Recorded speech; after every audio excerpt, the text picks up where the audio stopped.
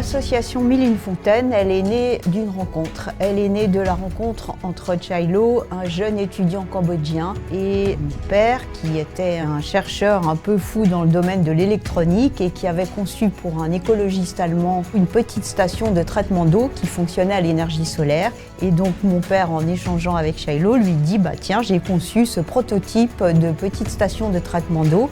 Est-ce que ça t'intéresserait pour installer ça au Cambodge ?» Et Lo a répondu « Mais c'est exactement ça qu'il faudra mettre dans mon village, parce que dans mon village, il n'y a pas l'eau potable et les enfants et les adultes boivent l'eau de la mare, donc ça serait super. » Et puis, troisième rencontre, François Jacquenoux, qui est un brillant inventeur de business model, me dit « Oh, mais là, il y a quelque chose à faire. On va faire un business social avec ces idées. » Et nous voilà partis tous ensemble chez Veolia, à la fondation Veolia, qui a accepté de financer la première expérimentation au Cambodge de cette station.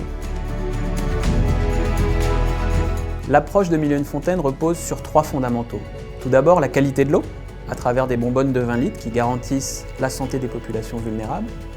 L'accessibilité, un prix abordable, moins de 2 centimes le litre. Et enfin la pérennité, un modèle économique opérationnel qui garantit la continuité des opérations et la viabilité économique de l'ensemble.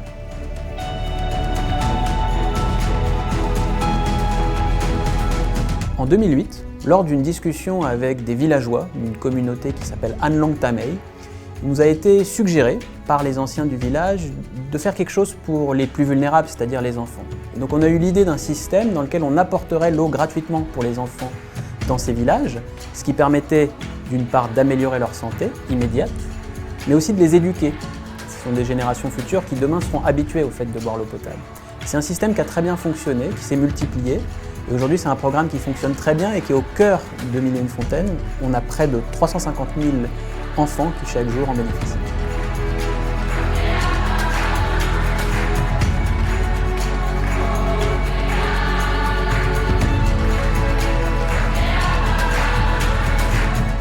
Donc, quelques années après le lancement du Cambodge, nous avons décidé de faire une expérimentation à Madagascar afin de prouver que ce modèle était un modèle fiable qui pouvait se déployer sur d'autres pays et dans d'autres environnements. Pourquoi le choix de Madagascar ? Bien, Madagascar, c'était l'un des 5 pays les plus pauvres du monde et ce premier water kiosque à Madagascar a également été créé en milieu rural et a connu un grand succès.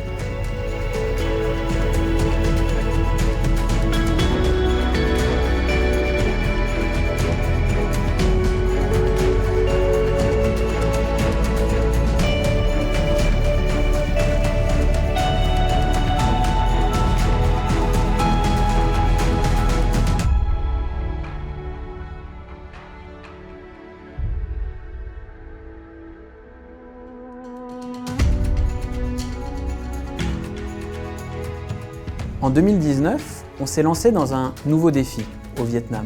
Il faut savoir que dans une ville comme Ho Chi Minh, il y a des centaines de milliers de travailleurs pauvres qui ne peuvent pas se permettre de boire une eau de qualité. Donc c'est ce qu'on a voulu faire en créant une grosse usine avec une capacité de production de 2000 bonbonnes par jour et d'avoir une marque de grande qualité mais avec un prix suffisamment abordable justement pour ces travailleurs pauvres.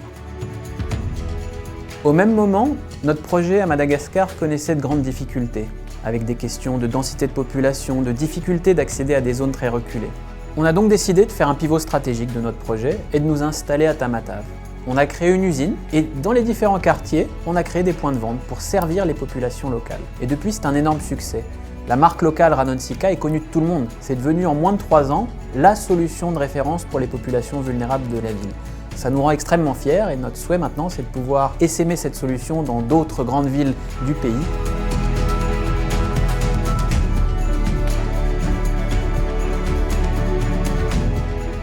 C'est un succès majeur pour nous et quelque part on a réalisé le rêve initial des fondateurs qui était d'avoir une solution de référence d'accès à l'eau potable adoptée par les populations locales avec une échelle nationale et dans la durée.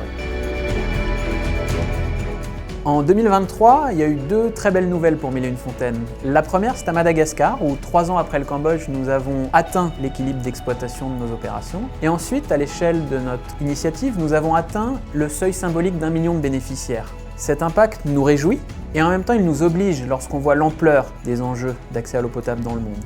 Il nous faut poursuivre notre action, l'amplifier. En début d'année, nous avons lancé un nouveau projet au Bangladesh avec une ONG locale, Utran. Et nous allons ensemble, je l'espère, trouver une solution que nous pourrons déployer pour des millions de personnes dans ce pays. Aujourd'hui, Mille et une fontaines, c'est 1 300 000 bénéficiaires et ce chiffre ne fait que grandir. Nous sommes très fiers de cette réalisation que nous avons pu concrétiser avec l'appui de nos partenaires sur le terrain.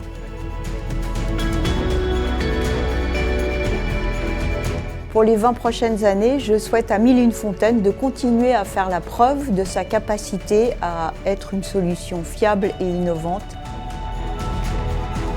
Je souhaite que de plus en plus de personnes rejoignent cette magnifique initiative que je suis fier de porter et qu'ensemble nous puissions construire des nouvelles solutions innovantes pour permettre à des millions de personnes d'accéder demain à une eau de boisson saine.